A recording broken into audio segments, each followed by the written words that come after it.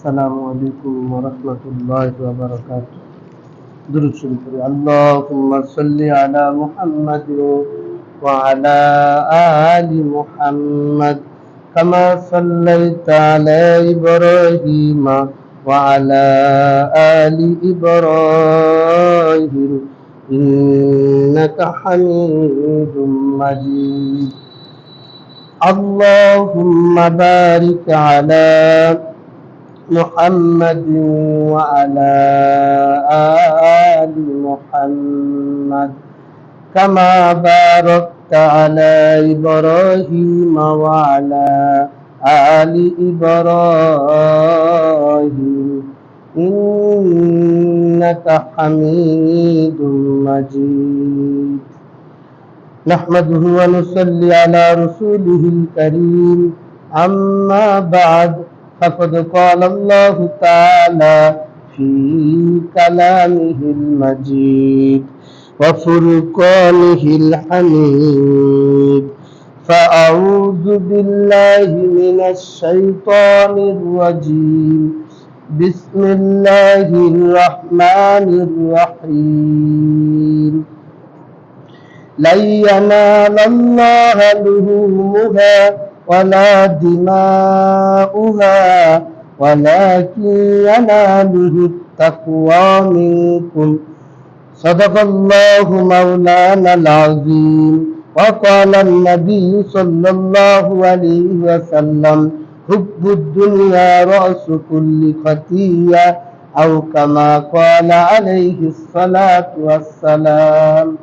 আলহামদুলিল্লাহ, মহান আল্লাহ পাকের দরবারে লাখো কোটি শুকরিয়া যে আল্লাহ সুবহানাহু ওয়া তাআলা আমাকে আপনাকে হায়াতের জিন্দেগিতে সুস্থ রাখা আল্লাহ তাআলা জিলহজ মাসের তৃতীয় জুমার নামাজ আদায় করার জন্য মসজিদে আসার এবং বসার, দিনে কিছু কথাবার্তা আলোচনা করার এবং শোনার তৌফিক আল্লাহ তাআলা দান করেছেন। এজন্য আমরা শুকরিয়া আদায় করি আলহামদুলিল্লাহ। মুহতারাম হাজরিন, আল্লাহ তাআলা আমাদেরকে গুরুত্বপূর্ণ একটা আমল দিয়েছিলেন, সেটা কুরবানির মতো একটা গুরুত্বপূর্ণ আমল। এই আমল থেকে আমাদের কি শিক্ষা নেওয়ার দরকার ছিল, সেটা যদি আমরা সেইটা জেনে বুঝে যদি আমরা কুরবানি করে থাকি তাহলে আমরা সফল। আর যদি সেইটার থেকে কুরবানির থেকে যদি আমরা কোনো শিক্ষা অর্জন না করি, কোনো জ্ঞান অর্জন না করে খালি এমনি কুরবানি করি, আল্লাহকে রাজি খুশি করার জন্য না করে থাকি, তাহলে আমার এই কুরবানিটা কি বলেন ব্যর্থ। এই কুরবানি আমার কোনো দেওয়া কোনো স্বার্থ পায় নাই, বলে দুনিয়ার খালি মানুষ দেখানোর কুরবানি হয়েছে সেটা। পবিত্র কোরআনের সূরা হজের 37 নম্বর আয়াতে আল্লাহ তাআলা বলেন: বিসমিল্লাহির রহমানির রহিম। লা ইয়ানালাল্লাহু লুহুমুহা ওয়ালা দিমাউহা। বলতেছে আল্লাহ তাআলার নিকট এই কুরবানির পশুর রক্ত, মাংস, হাড্ডি এগুলি কিছুই পৌঁছায় না। ওয়ালাকিন ইয়ানালুহুত তাকওয়া মিনকুম। কিন্তু একমাত্র পৌঁছায় তোমাদের অন্তরের তাকওয়া, যে আমি কতটুকু আল্লাহর জন্য কুরবানি করছি, আমার অন্তরে কতটুকু তাকওয়া হাসিল করেছি, অর্জন করেছি। এই তাকওয়া যদি অর্জন করে থাকি তাহলে আমি কি সফল হয়েছি কুরবানি দিয়া। আর যদি তাকওয়া অর্জন করে না থাকি তাহলে আমি কি সফল হই নাই, ব্যর্থ হয়েছি। অর্থাৎ আল্লাহ তাআলা পবিত্র কোরআনের সূরা তাগাবুনের 16 নম্বর আয়াতে আল্লাহ তাআলা বলেন: বিসমিল্লাহির রহমানির রহিম। ফাত্তাকুল্লাহা মাসতাতাতুম। এই আয়াতের মধ্যে বলেন তোমরা আল্লাহ তাআলাকে ভয় করো, মা মাসতাতাতুম, যথাসাধ্যভাবে, তোমাদের যতটুকু সম্ভব যথাসাধ্যভাবে কি করো, আল্লাহকে ভয় করো। মানে আমার সাধ্য চেষ্টা পুরোপুরি যদি আমি আল্লাহকে ভয় করি তো এটা কি আমার জন্য ফায়দা হবে। আর আমি যদি আল্লাহকে ভয় না করি তাহলে আমার জন্য কি ক্ষতির কারণ হবে। আমি আল্লাহকে ভয় করলে আমার গুনাহ থেকে বাঁচা সহজ হবে, নেক আমল করা সহজ হবে। গুনাহ থেকে বাঁচা সহজ হইলে নেক আমল করাও কি হবে, সহজ হবে। গুনার কাজ তার জন্য করা কঠিন হয়ে যাবে। যে আল্লাহকে ভয় করবে, তাকওয়া অর্জন করবে, গুনার কাজ তার জন্য কঠিন হয়ে যাবে, নেক আমলগুলি করা তার জন্য সহজ হয়ে যাবে। মুহতারাম হাজরিন, এই দুনিয়াতে এরকম আমি যারা ইমানদার মুমিন তারা আল্লাহর হুকুমকে প্রাধান্য দিবে বেশি। বলে দুনিয়াতে আল্লাহর হুকুম মানবে, নবীর তরিকায় চলবে, সে নিজের নফস অনুযায়ী চলবে না, সে নিজের শরীয়ত অনুযায়ী নিজেকে চালাবে, নিজের মনকে বলে নিজের মনের ইচ্ছা অনুযায়ী চলবে না, বলে শরীয়ত অনুযায়ী তার মনকে চালাবে। এটার মানে হলো কি, মানে তাকওয়া অর্জন করার ফল। আর আমি যদি তাকওয়া অর্জন করতে না পারি, তাহলে আমার নফস আমারে চালাবে, গুনার কাছে আমাকে নিয়ে যাবে। নফসের উল্টা যদি আমি চলতে পারি, বিরাট এক সফলতা অর্জন হবে। বলে হযরত নবী করিম সাল্লাল্লাহু আলাইহি ওয়াসাল্লাম হাদিসে পাকের মধ্যে বলেন, ক্বালান নবী সাল্লাল্লাহু আলাইহি ওয়াসাল্লাম মান আরাদা ইয়ানজুরা ইলা মাইয়িতিন আলা ওয়াজহিল আরদি। নবী করিম সাল্লাল্লাহু আলাইহি ওয়াসাল্লাম বলেন, তোমরা যদি জমিনের বুকে, এই পৃথিবীর বুকে মরা মানুষকে হেঁটে চলতে দেখো, বলে মাইয়িতিন আলা ওয়াজহিল আরদি, মানুষকে, মরা মানুষকে, মৃত মানুষকে তোমরা যদি কি করো, পৃথিবীর বুকে চলতে দেখো, বলে দেখতে চাও, তাহলে তোমরা দেখে নাও ফালিয়ানজুর ইলা ইবনে আবি কুহাফা, হযরত আবু বকর সিদ্দিক রাদিয়াল্লাহু তাআলা আনহুকে তোমরা দেখে নাও। অর্থাৎ উনি যতদিন বাঁচছেন ঈমান আনার পরে নিজের নফসের অনুযায়ী চলে নাই, শরীয়ত অনুযায়ী চলছে, আল্লাহ রাসূলের হুকুম অনুযায়ী চলছে। এই কারণে বলা হয়েছে, বলে তোমরা যদি কি করো, মরার আগে মরো। মরার আগে মরো মানে নিজের নফস খায়েশ অনুযায়ী চলা যাবে না, আল্লাহর হুকুম নবীর তরিকা অনুযায়ী আমার জীবনকে পরিচালনা করতে হবে। তাহলেই কি হবে, মরার আগে মরা হবে। আর আমি যদি আমার মন চাই জিন্দেগি চালাই, তাহলে কি হলো না, এটা মরার আগে মরা হলো না। হাদিস শরীফের মধ্যে এরকম ভাবে আছে, একটা ঘটনা উল্লেখ করা হয়েছে হাদিস শরীফের মধ্যে। আল্লাহর হাবিব সাল্লাল্লাহু আলাইহি ওয়াসাল্লাম বলেন, মুতু ক্বাবলা আন তামুতু, তোমরা মরো, মরার আগেই মরো।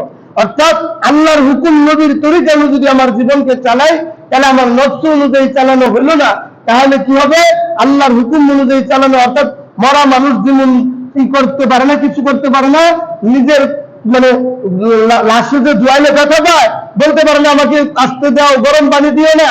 ঠিক যে শরীয়ত মানবে, আল্লাহর হুকুম মানবে, নবীর তরিকায় চলবে, তার দুনিয়াতে কষ্ট হবে ঠিক, কিন্তু এই কষ্টকে সে কষ্ট মনে করবে না, সে মরা মানুষের মতো এই দুনিয়ায় চলাফেরা করবে। বলে আমি যদি আমার নফসকে, আমার নফসের বিরুদ্ধে যদি আমি চলতে পারি, তাহলে কি হবে, আল্লাহ তাআলা বিরাট এক দৌলত আমাকে দান করবে। এই নফসের উল্টা চলার কারণে বেধর্মী হিন্দুরাও পর্যন্ত কি করে, সাধনা করে অনেক বড় এরকম কি করে জ্ঞান তারা করে অর্জন করে, সাধনা করে। বলে এরকম দিল্লিতে এক সাধু থাকতো, হযরত খাজা নিজামুদ্দিন আউলিয়া রহমতুল্লাহ আলাইহি। উনি এত বেশি জিকির করতেন, জিকির করতে করতে মাঝে মধ্যে তিনি বেহুশ হয়ে যাইতেন। তখন মুরিদরা পেরেশান হয়ে যেত, আরে আমাদের পীর সাহেব হুজুর মানে অসুস্থ হয়ে গেছে, অজ্ঞান হয়ে গেছে, তারে কিভাবে সুস্থ করা যায়। একবার তারে পানি পুনি ডাইলে কোন রকম তারে সুস্থ করে, সুস্থ করার পরে তারা বলতেছে মুরিদরা, হুজুর এই দিল্লিতে একজন সাধু বাস করে, এই সাধু যদি কোন রোগীর দিকে তাকায়, তাহলে সে কি হয়ে যায়, রোগী ভালো হয়ে যায়। কি কইছে মুরিদরা, সাধু যদি কোন রোগীর দিকে তাকায়, তাহলে এই রোগী কি হয়ে যায়, সুস্থ হয়ে যায়। বলে সাধু মানে হিন্দু সাধক, সে সাধনা করে পণ্ডিত অর্জন করছে, বলে এরকম এই সাধনা করে এই বুজুর্গে অর্জন করছে যে তাকাইলে মানুষ রোগী কি হয়ে যায়, ভালো হয়ে যায়। তখন পীর সাহেব হুজুর বলতেছে, না, তোমরা যদি আমাকে তার কাছে নিয়ে যাও, তাহলে মানুষের দিলের মধ্যে ভুল ধারণা সৃষ্টি হবে যে এই খাজা মঈনুদ্দিন চিশতির থেকে, নিজামুদ্দিনের থেকে ও বেশি বড় বুজুর্গ, এর দরকার নেই, বলবো অরে কি কামালিয়াত বেশি, এটা বুঝবো। আমারে ওর কাছে নিয়ে যায়, আরো মানুষের দিলের মধ্যে খারাপ ধারণা সৃষ্টি হবে, ইসলাম সম্বন্ধে তারা খারাপ জানবে, তোমরা নিয়ে যাও না। কিন্তু মুরিদ তো কইছে নিয়ে যাও না, পীর সাহেব না করছে। কিন্তু এই আবার একদিন হঠাৎ জিকির করতে করতে সে বেহুশ হয়ে গেছে, অজ্ঞান হয়ে গেছে। মুরিদানে কেরাম সে তারা কি করছে, পীর সাহেবের খাট সহ মুরিদরা মাথায় করে নিয়ে সাধুর বাড়ির দিকে রওনা দিছে। কি করছে, সাধুর বাড়ির দিকে। সাধু এই দিকটা খবর পাইছে যে নিজামুদ্দিন আউলিয়া আমার দরবারে আসতেছে। কি সাধু কি হিন্দু? সাধু কি বলেন, হিন্দু। তো সাধু আগে থেকে টের পায়া হুজুরের জন্য আসার মানে ওয়েলকাম, স্বাগতম জানানোর জন্য সুন্দর পরিবারে আগে থেকে গুজগাছ ব্যবস্থা নিছে। যে সাধু কাছে এরকম খাজা নিজামুদ্দিন কে নিয়ে আসা হয়েছে, সাথে সাথেই ওই সাধু বাইর হয়ে আইসা তার পীর সাহেবের দিকে যখন, নিজামুদ্দিনের দিকে যখন দৃষ্টিপাত করেছে, সাথে সাথে নিজামুদ্দিন সুস্থ হয়ে গেছে। খাজা নিজামুদ্দিন কি সুস্থ হয়ে গেছে। সুস্থ হওয়ার পরে জিজ্ঞাসা করছে, কিরে আমি এখানে কে? এতক্ষণ তো অজ্ঞান ছিল, বুঝে নাই কই আসছিল, কেমনি নিয়েছে, কেন নিয়েছে, আমি এখানে কে? ওই মুরিদরা বলতেছে, হুজুর আপনি তো জিকির করতে করতে অসুস্থ হয়ে গেছিলেন, অজ্ঞান হয়ে গেছিলেন, আমরা আপনাকে ধরে নিয়ে আসছি এই সাধুর দরবারে। সাধু যার দিকে তাকায় সে ভালো হয়ে যায়, আপনি ভালো হয়ে গেছেন এখন সাধু আপনার দিকে তাকানোর কারণে। তখন পীর সাহেব মনে মনে কয়, হায় রে, ও আমার একটা উপকার করছে, তাহলে তারও তো একটা উপকার করা দরকার। উপকারের বদলে কি হওয়া চাই? উপকারই করা চাই, ঠিক না? যে উপকার করে তারও একটা উপকার করা চাই, উপকারের বদলা উপকার দিয়েই করা চাই। হাদিস শরীফের মধ্যে আছে, নবী করিম সাল্লাল্লাহু আলাইহি ওয়াসাল্লাম বলেন, হাল জাযাউল ইহসান ইল্লাল ইহসান, বলে উপকারের বদলা, ইহসানের বদলা ইহসান দ্বারাই হইতে হয়। তখন সাধু জিজ্ঞাসা করতেছে, মানে পীর খাজা নিজামুদ্দিন জিজ্ঞাসা করতেছে সাধুকে, তুমি এই বুজুর্গি কিভাবে অর্জন করছো বলো তো দেখি। সাধু, হিন্দু সাধুরে জিজ্ঞাসা করতেছে, তুমি এই বুজুর্গি কিভাবে অর্জন করেছ? তখন হিন্দু সাধু উত্তরে বলতেছে, হুজুর আমি, আমার উস্তাদ গুরুজি আমাকে বলেছিলেন তুমি সবসময় তোমার মনের বিরুদ্ধে কাজ করবা, উল্টা কাজ করবা, তোমার নফসের অনুযায়ী, নফসের খায়েশ অনুযায়ী তুমি দুনিয়াতে চলবা না, তাহলে তুমি কি করতে পারবা? আল্লাহ তাআলা মানে তুমি একটা বিরাট বুজুর্গি অর্জন করতে পারবা। এই সাধুরে বলে দিচ্ছে। সাধু বলছে যে আমার উস্তাদ বলছে মনের উল্টা চলার কারণে, মনের বিরুদ্ধে চলার কারণে আল্লাহ তাআলা কি করছে, আমার এই বুজুর্গি দান করছে। তখন পীর সাহেব হুজুর বলতেছে, আচ্ছা সাধু তোমার কি মনে মুসলমান হইতে মন চায়? তখন সাধু কি বলে, না মুসলমান হইতে চায় না। বলেন তো এটা কার কথা? তাহলে নফসের কথা না? মুসলমান হইতে মন চায় না, এটা কার কথা? নফসের কথা। এই দিক দিয়া পীর সাহেব হুজুর আল্লাহর কাছে দোয়া করতেছে, আল্লাহ সে তো আমার একটা উপকার করেছে, সে আমার দেহের রূপকে ছাড়াইয়া দিয়েছে, কিন্তু তার অন্তরের মধ্যে, তার রূহের মধ্যে কঠিন রূপ হয়ে গেছে। এই রূপ সারানোর মালিক একমাত্র আপনি, আমি তো পারবো না, আমি তো তার, আমি চেষ্টা করতেছি মালিক, আপনি তার অন্তরটাকে ইসলামের দিকে ঘুরাইয়া দেন। কি বলতেছে? ইসলামের দিকে। আর এই দোয়া করতেছে। আবার তারা জিজ্ঞাসা করতে, সাধু আজকে কি তোমার উস্তাদের হুকুমটাকে তুমি মানবা না? মানে আজকে কি তুমি তোমার উস্তাদের বলছে মনের বিরুদ্ধে চলার কথা, আমি তোমাকে বলছি তুমি ইসলামকে কবুল করো, তোমার মন বলতেছে ইসলাম কবুল করবা না, তাহলে কি করবা কি করবে না? তুমি এতদিন তোমার উস্তাদের কথা মাইনে আইছো, আজকে কি তোমার উস্তাদের কথা মানবা না? তখন সে লাজবাব হয়ে গেছে, কোন উত্তর নাই তার কাছে। অবশেষে নিরুপায় হয়ে সে কি হয়ে গেছে? মুসলমান হয়ে গেছে। আল্লাহ তাআলা তার অন্তরের মধ্যে ঈমানের নূর দিয়ে ভরে দিয়েছে। সুবহানাল্লাহ। হ্যাঁ, বলে সাধু তখন বলছে, আশহাদু আল্লা ইলাহা ইল্লাল্লাহু ওয়াহদাহু লা শারীকা লা ওয়া আশহাদু আন্না মুহাম্মাদান আবদুহু ওয়া রাসূলুহু। মুহতারাম হাজরিন, দুনিয়ার মহব্বত যার ভিতরে বেশি থাকে সে গুনাহের কাজ বেশি করে, নেক আমল করা তার জন্য কঠিন হয়ে যায়। হুজুর কেমনে চললু, কেমনে বাঁচলু? বিবি বাল বাচ্চার মহব্বত, সম্পদের মহব্বত অন্তর থেকে বাইর হয় না। ও ভাই, বিবিকে মহব্বত করেন, ইসলাম আপনাকে নিষেধ করেন নাই। সন্তানকে মহব্বত করেন, ইসলাম আপনাকে নিষেধ করে নাই।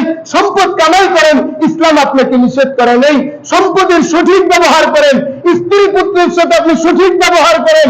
এত বেশি মায়া ঢুকায়েন না যে মায়ার কারণে ইসলামের ক্ষতি হয়, আপনি আমল নষ্ট হয়, আল্লাহ আল্লাহ রাসূল অসন্তুষ্ট হয়। এমন ভালোবাসা আপনাকে দেখাইতে বলে নেই। এমন ভালোবাসা দেখাবার দেয়া নামাজ নষ্ট হয়, এমন ভালোবাসা দেখাবার দেয়া রোজা রাখতে পারেন না, এমন ভালোবাসা দেখাইতে দেয়া সম্পদ কামাইতে দেয়া আল্লাহর হুকুম নষ্ট হয়, নবীর তরিকায় পালন করতে পারেন না, তাহলে বোঝা যাবে দুনিয়ার মহব্বত আপনার ভিতরে ঢুকে গেছে। আর যদি আপনি সম্পদ পায়া সম্পদের সঠিক ব্যবহার করেন, স্ত্রী পুত্র পায়া তাদেরকে আল্লাহ আল্লাহ রাসূলের যে সীমা রেখা দিয়েছে সেই অনুপাত তাকে ওই যতটুকু মহব্বত করেন, তাহলে এই মহব্বতের দ্বারা যদি আল্লাহর হুকুম নবীর তরিকা লঙ্ঘন না হয়, নষ্ট না হয়, তাহলে বোঝা যাবে দুনিয়ার মহব্বত আপনার অন্তরে নাই।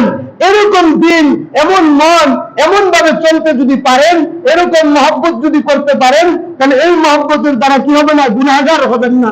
আর যে মহব্বতের দ্বারা আপনি দুনিয়াও নষ্ট, আখিরাতও নষ্ট, এই মহব্বতের দ্বারা কি ভাই? ক্ষতি। এই মহব্বতের দ্বারা কি বলেন? ক্ষতি। এই ক্ষতির থেকে আল্লাহ পাক আমাদেরকে হেফাজত করুন। মুহতারাম হাজরিন, এখন হজ অনেকের শেষ হয়ে যাবে, হজের থেকে অনেক হাজিরা ফেরত আসবে না? মুহতারাম হাজরিন, তাদেরকে অভ্যর্থনা জানাবেন, তাদেরকে ওয়েলকাম জানাবেন, স্বাগতম জানাবেন। তাদের কাছে দোয়া চাবেন, ভাই আপনি আমার জন্য দোয়া করেন। যারা হজ করে আসে তারা 40 দিন পর্যন্ত যে দোয়া করে, এই দোয়া মহান আল্লাহ পাক রব্বুল আলামিন তাদের দোয়াকে কবুল করেন। ভাই আমি আপনি যাইতে পারিনি, আল্লাহর ঘর খানায়ে কাবা, নবীর রওজা তারা জিয়ারত করে আসছে, তারা বড় সৌভাগ্যবান। তাদের কাছে যদি আমি দোয়া চাই আমার গুনাহ হবে ভাই? আমি যদি তাদের কাছে দোয়া চাই, তারা যদি আমার কাছে আল্লাহ হয়ে একটু দোয়া করে, তাহলে দোয়াটা যদি কবুল হয়ে যায় আমার গুনাহটা মাফ হয়ে গেল, ঠিক কিনা বলেন? তাদের কাছে দোয়া চাবো তো না ইনশাআল্লাহ? 40 দিন পর্যন্ত তাদের দোয়া কবুল হয়। হাজিরে আসলে তাদের কাছে কেমন আছেন খোঁজ খবর নিব, তাদের সাথে ওয়েলকাম স্বাগতম জানাবো, তাদের কাছে বলবো হাজী সাহেব আপনি আমার জন্য আল্লাহর কাছে একটু দোয়া করবেন, আল্লাহ যেন আমার মাফ করে দেয়। বলা যাবে না ভাই? আল্লাহ তাআলা সবাইকে হাজী সাহেবদের কাছে দোয়া চাওয়ার তৌফিক দান করেন। মুহতারাম হাজিরিন, হজের মধ্যে কি হয়? কষ্ট হয়। আসলে আত্মীয় স্বজন ছেড়ে গেছে, এক দেশ থেকে আরেক দেশে গেছে, সম্পদ ধন সম্পদ ছাইরে এখান থেকে চলে গেছে, খরচ হয়েছে, তারপরে এরকম পাসপোর্ট ভিসা জোগাড় করতে এরকম কষ্ট করতে হয়েছে কিনা? যে নাকি ইমানদার, যে মুমিন, সেই লোকটা এই কষ্টকে কষ্ট মনে করবে না। কারণ যে হজের ময়দানে ওই মক্কা মদিনায় যে গেছে, যে কি হয়েছে, জিরো থেকে হিরো হয়ে গেছে। এখানে যে আমলের ময়দানে যেগুলো জিরো, ওখানে যা হয়ে গেছে হিরো, অর্থাৎ অনেক আমল নিয়ে এসে ফিরছে, ঠিক কিনা? তাহলে ওইখানে যা গেছে যারা নাকি জান্নাত জাহান্নামের ভয়, জান্নাতের আশা, আল্লাহর ভয় যার অন্তরে আছে, হজের কষ্টটা তার কষ্ট মনে হবে না। সে কষ্টকে কষ্টই মনে করবে না। আসলে কষ্ট আছে কিনা? কষ্ট আছে, কিন্তু এই কষ্টটা সে ইমানদার মুমিন হলে সে কষ্ট মনে করবে না। কারণ কষ্টের চাইতে উত্তম বদলা, উত্তম পারিশ্রমিক আল্লাহ তাআলা আখিরাতে আমার জন্য রেখে দিছে। জাহান্নাম থেকে মুক্তি, জান্নাতের আশা, আল্লাহ তাআলা আমাকে কি বলেন, অনেক নেকি দান করবেন, জান্নাত দান করবেন। এই আশা যদি কারো অন্তরে থাকে, তাহলে হজের কষ্টটা তার কাছে কি হবে না বলেন? কষ্ট মনে হবে না।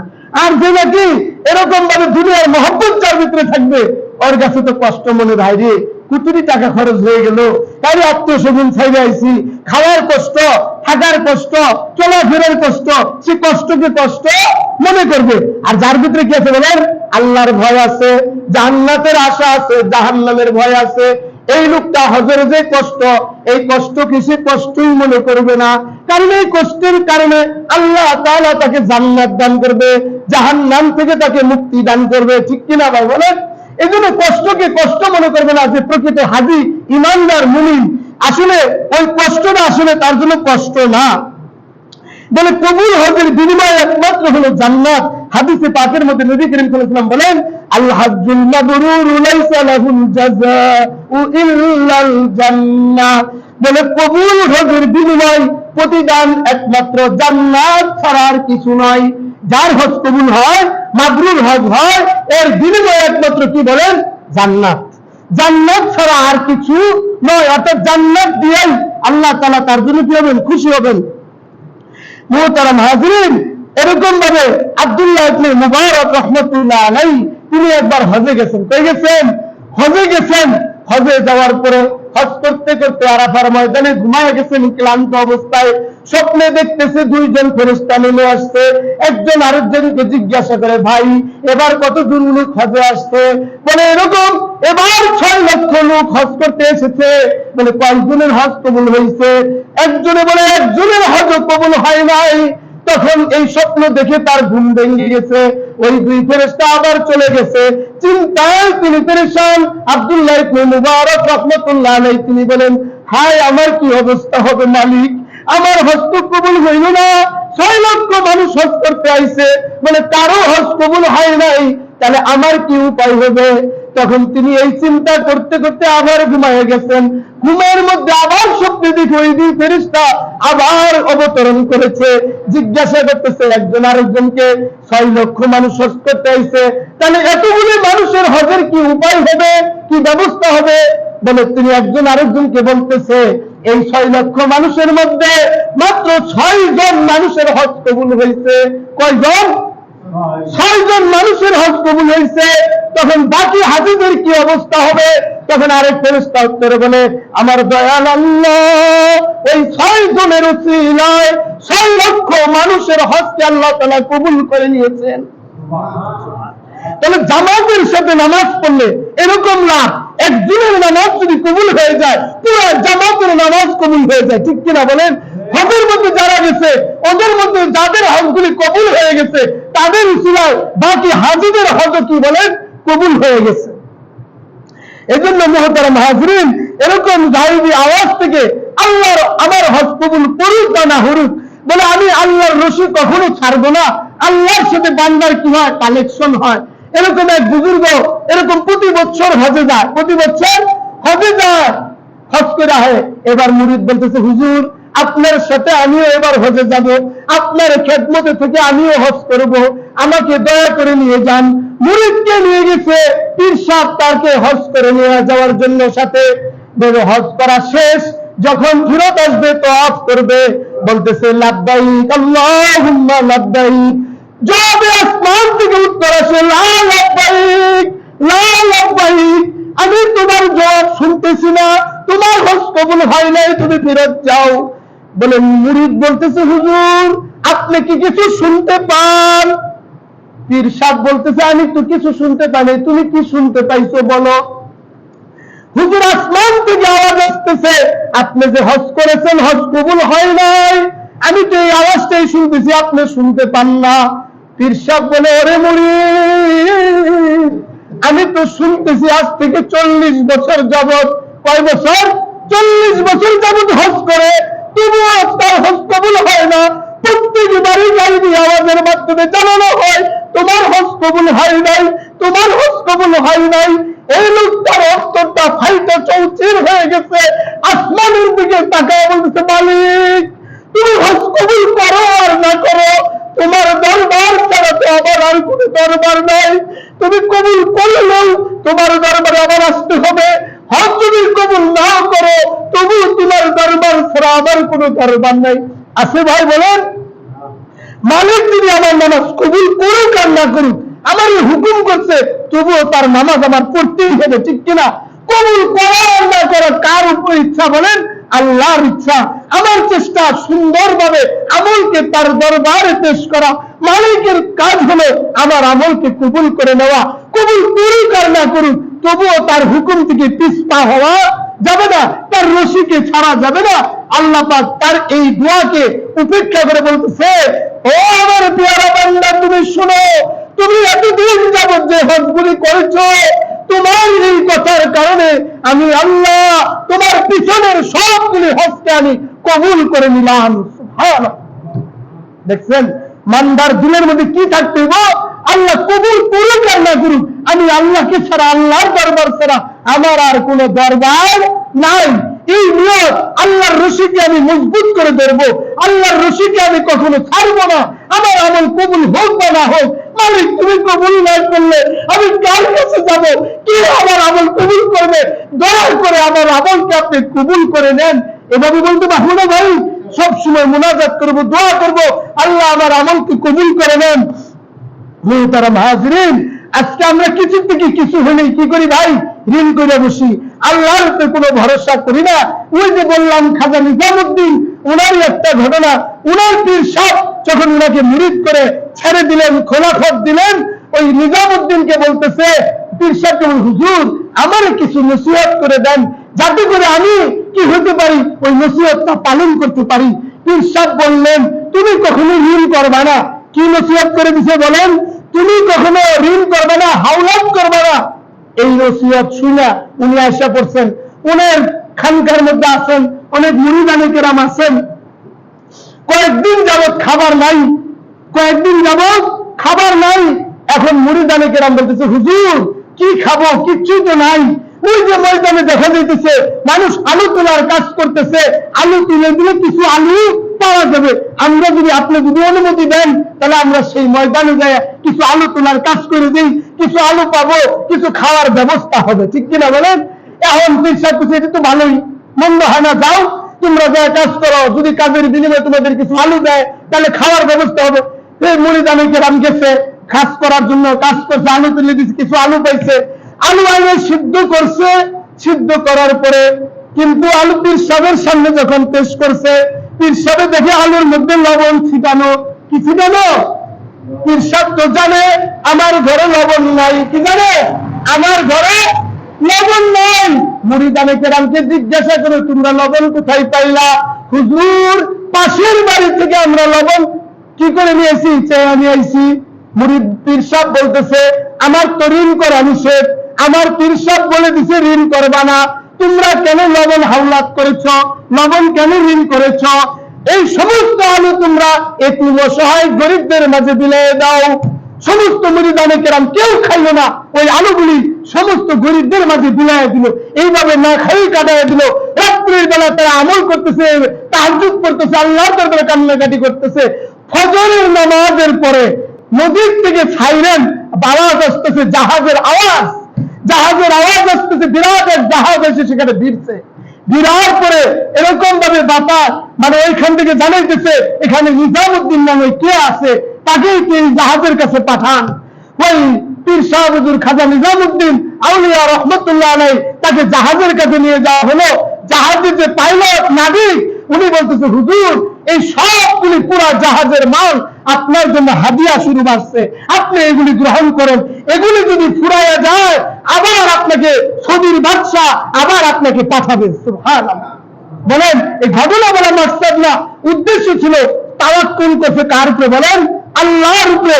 ঋণ করবো না এই ওসিয়তের উপরে একদম অটল, যার কারণে আল্লাহ পাক তার জন্য রিজিকের ব্যবস্থা করছে। কি করবে বলেন? সুন্দর রিজিকের ব্যবস্থা করছে। হাদিয়া খাওয়া কি জায়েজ না?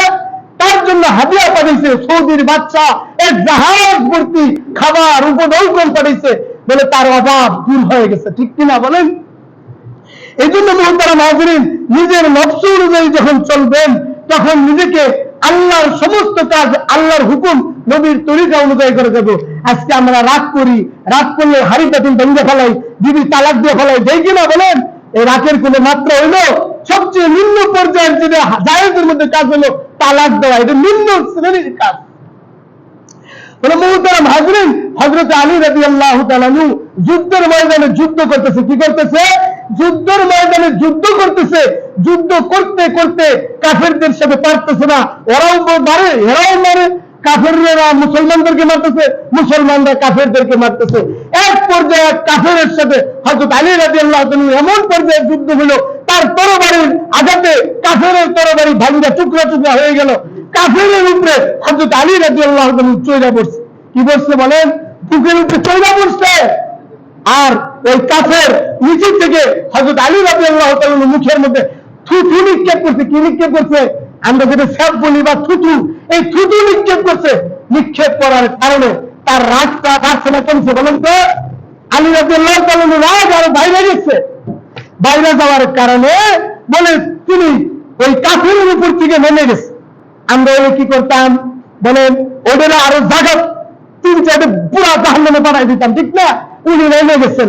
নেমে যাওয়ার পরে ওই কাফের জিজ্ঞাসা করতে, ভাই এটা কি হইল বুঝলাম না, আমরা হইলে তো আপনি মামলা ফেলাইতাম, আর আমি আপনাকে ছুটি মারছি, উল্টা আমার না মাইরা আপনি আরো ছাইড়ে দিলেন আমারে।